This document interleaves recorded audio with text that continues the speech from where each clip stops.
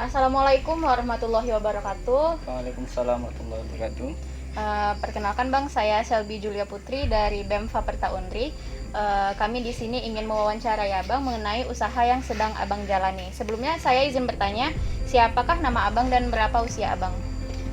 Perkenalkan, nama saya Solihin. Saat ini saya berusia 24 tahun. Sejak kapan Abang memulai usaha jamur ini dan kira-kira bagaimana sejarah dari usaha Abang ini? Jadi usaha di jamuran ini merupakan usaha pertanian terpadu ya. Di sini abang berdiri sejak tahun 2018, tepatnya tanggal 5 November 2018. Setelah awal usaha ini berdiri, kami melakukan kegiatan usaha ini di lingkungan kampus. Nah sekarang usaha dari di jamuran Pekanbaru ini sudah memiliki beberapa aspek dari jamur. Kita juga memiliki beberapa produk turunannya dari kegiatan pertanian terpadu. Jadi usaha Abang ini jamur mentah yang Abang jual atau beserta produk olahannya juga Abang jual? Pada saat ini kami masih melakukan budidaya jamur saja, menjual jamur mentah. Tapi pada tahun 2020 kami punya olahan dari jamur crispy, sate jamur, dan bakso jamur. Setelah pandemi kita mulai mengembangkan lagi, bukan hanya dari jamur saja, kita mengolah limbah dari media jamur itu kita jadikan media cacing. Media cacing kita juga di sini dapat kita lihat kita mempunyai usaha ikan juga. Jadi konsep kita itu pertanian terpadu, menekan biaya dari produksi. Dari sekian banyak jenis usaha, kenapa Abang memilih jenis usaha yang Abang jalani saat ini? Jamur ini di Kota Pekanbaru, Provinsi Riau ini petaninya masih sedikit, jadi peluang pasarnya itu masih tinggi. Sehingga abang coba mengembangin produk jamur dengan kualitas jamur yang berbeda. Jamur tiram kita itu lebih tebal sehingga kita bisa menyaingi kualitas di luar. Kira-kira dari mana Abang mempelajari usaha jamur ini? Awal dari jamur ini dulu awalnya ada senior dari pertanian juga, itu angkatan 2011. Saat ini dulu awalnya beliau yang punya usaha jamur tiram di Pekanbaru. Kita belajar dari beliau, dari situlah kita tahu bahwa di jamur ini sebetulnya prospeknya bagus. Apa tantangan terberat yang sudah Abang rasakan selama menggeluti bisnis ini? Kalau kita ngomong di jamur, kan jamur ini dia memiliki syarat tumbuh khusus. Jadi ketika syarat tumbuh dia tidak tercapai, maka akan terjadi trek. Itu biasanya ketika musim panas, itu menjadi tantangan tersendiri. Kita sedangkan kita punya konsumen tetap, itu per hari kita butuh kebutuhan jamur kita 15 sampai 40 kilo. Sedangkan ketika musim trek, panen kita sedikit sehingga kita tidak bisa mensuplai permintaan dari konsumen. Nah itu menjadi tantangan tersendiri. Kita harus berpikir, harus membeli dari luar. Biasanya kita datangkan dari tabung ya untuk memenuhi kebutuhan. Karena kita sistem konsumen kita itu, kita punya konsumen tetap itu mengambil per hari. Jadi kita harus sediakan setiap hari jamurnya. Menurut Abang, apa sih modal utama yang dibutuhkan oleh seseorang untuk membuka sebuah usaha itu? Mungkin kalau modal pertama sih semangatnya sebenarnya. Karena kalau kita modal uang itu jelas itu butuh juga, tetapi dalam usaha itu kita tidak 100% butuh modal uang ya. Intinya semangat dan konsisten.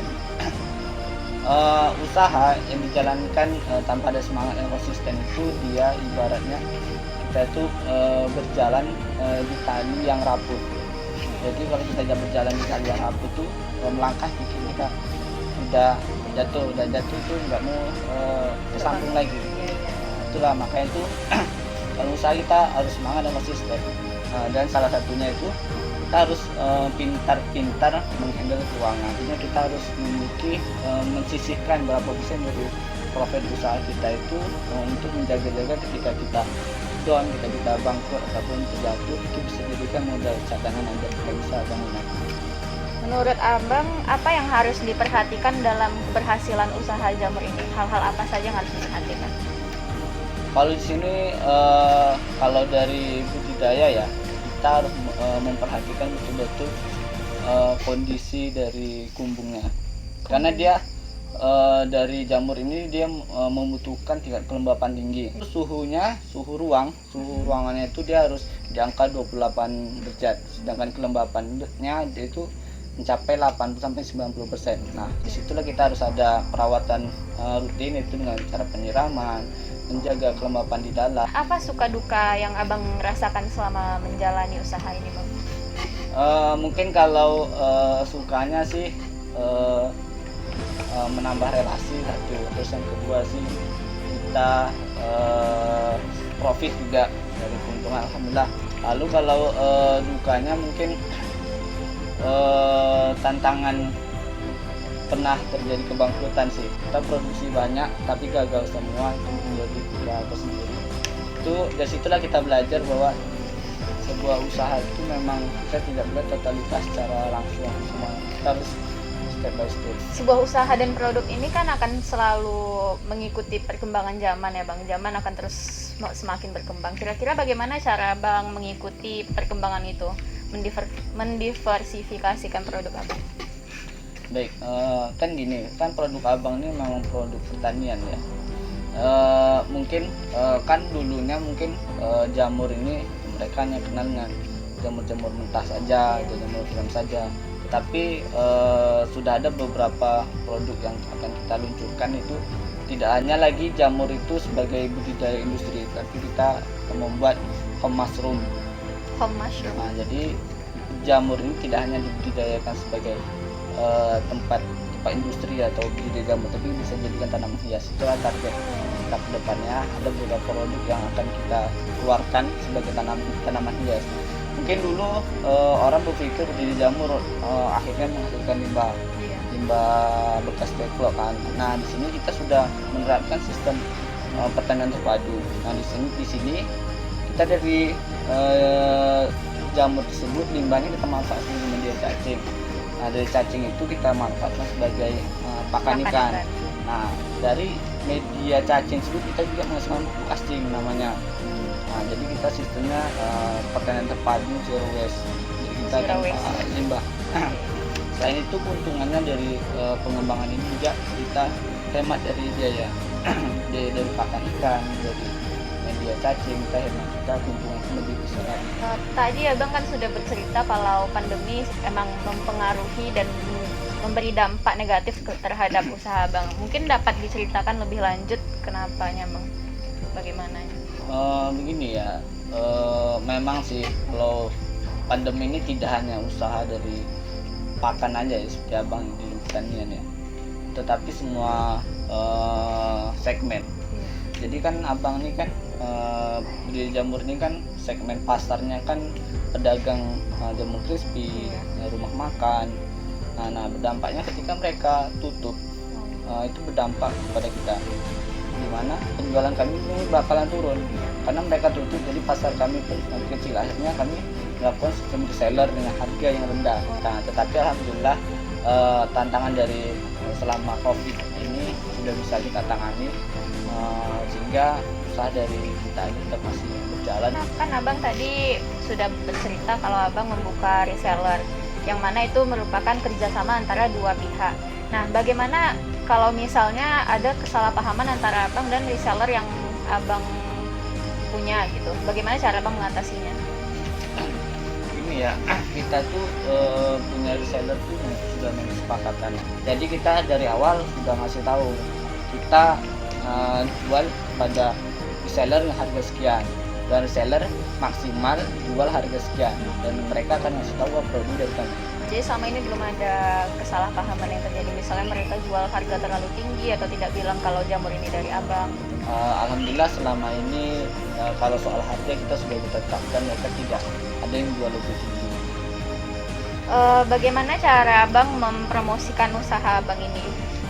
Apakah dengan sosial media itu sangat membantu dan sangat berpengaruh gitu?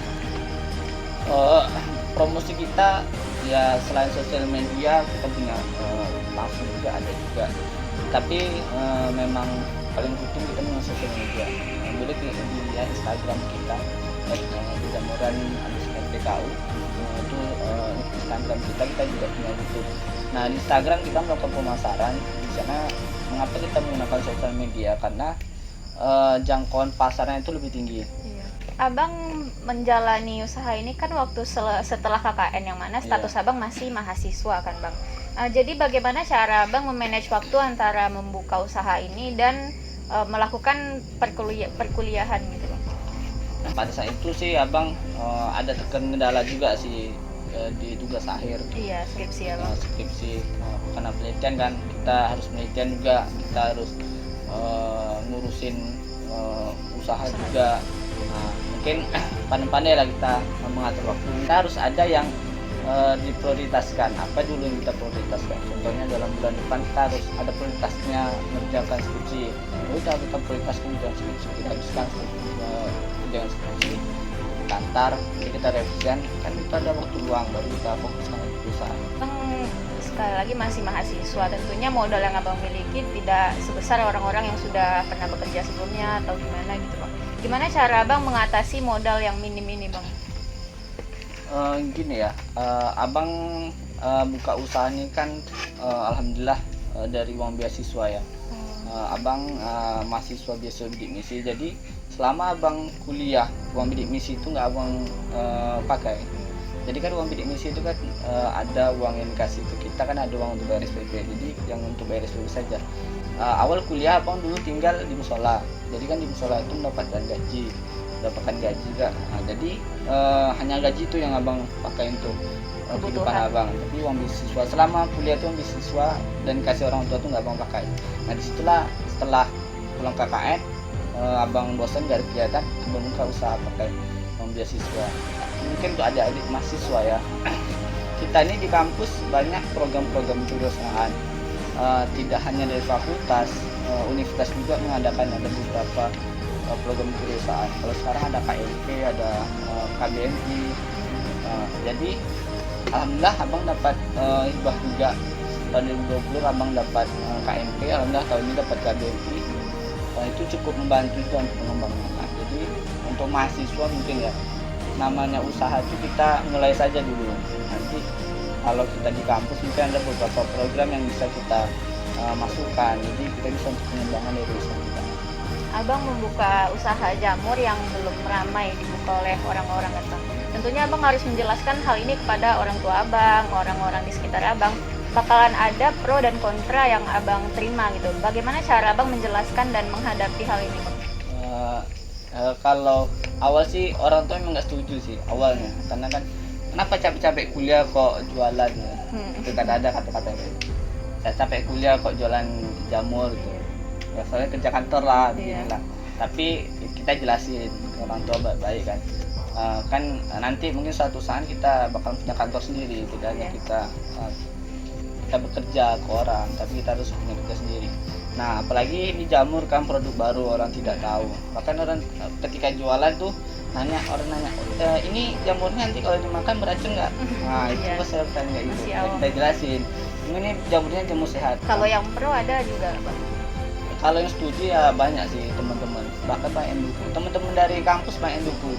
Mereka bahkan cara mereka dukung ya mereka membeli produk kita. Bahkan kita didukung oleh kampus, di dosen, bahkan kita ada dimasukkan juga ke perusahaan dosen.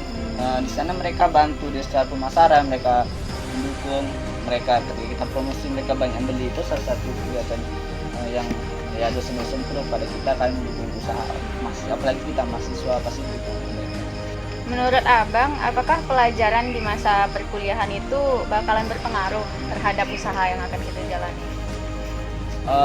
Sangat pengaruh. Kalau abang yang di sektor pertanian ya sangat pengaruh sekali. Karena ada beda ya kalau kita memiliki dasar ilmunya sama cuma ikut-ikutan. Kalau kita kalau abang kan di dunia pertanian ini kan abang juga sudah ada sedikit ilmunya lah dari kampus yang menunjukkan bagaimana sih jamur, pasti tujuannya. Jadi ketika kita sudah punya dasar ilmunya dalam usaha itu, kita bisa mengembangkan usaha itu lebih cepat. Berarti memang kalau kita kuliah tuh nggak bisa malas-malasan ya bang, harus benar-benar menyimak pelajaran ya bang. Oke, berikutnya pertanyaan terakhir mungkin nih bang, apakah pesan yang dapat abang sampaikan ke mahasiswa yang akan menonton hasil wawancara kita ini? Mungkin pesan dari abang ya untuk adik-adik mahasiswa yang pengen membuka usaha tetapi alasannya buka usaha apa ya, modalnya dari mana ya. Nah, usaha ini sebetulnya kita tanpa modal pun kita sudah bisa membuka usaha. Kita bisa membuka usaha secara reseller, kita mengambil produk dari luar, produk-produk dari luar kita jual, itu menjadi sebuah modal kita buka usaha. Nah, lalu mengapa bang nanti kami buka usaha terganggu lah kuliah kami? Enggak, kita harus punya manajemen waktu namanya. Manajemen waktu, bagaimana kita ada yang harus diprioritaskan dan ada yang memang tidak diprioritaskan. Jadi ketika kita membuka usaha di hari libur, ya udah memang kita genjot, kita jualan usahanya di hari libur. Kan kita kan tidak 24 jam kita kuliah, ada waktu free-nya. Dan kita usaha juga menjual itu tidak lagi secara langsung, itu punya sosial media. Nah, dari sosial media itu mungkin dari cewek-ceweknya menjual skincare, misalnya sosial media. Sekarang ada namanya Oriflame. Nah, itu kan sebuah usaha yang memang tidak lagi kita harus bekerja 24 jam, kita hanya main HP saja kita sudah buka usaha. Lalu selain itu juga kalau ketika adik-adik semua sudah punya usaha, itu adik-adik bisa mengajukan program di kampus. Di kampus itu banyak sekali kegiatannya. Dulu ada PNBP, KMP, KBMI, KIBM. Kalau ada sampai startup pun ada kegiatannya. Nah, di sana kita dibantu didanai. Dari bantuan itu adik-adik bisa, teman-teman juga bisa mengembangkan usaha. Dan alhamdulillah saya sangat terbantu sih dengan kegiatan wirausaha di kampus. Mungkin tetap semangat, mungkin adik-adik yang punya usaha jangan pantang menyerah, karena kita tamat tidak hanya mencari kerja, cobalah kita berusaha membuka lapangan kerja. Jadi kita tidak hanya jadi beban negara, tapi kita harus gimana membantu negara. Mungkin itu dari saya.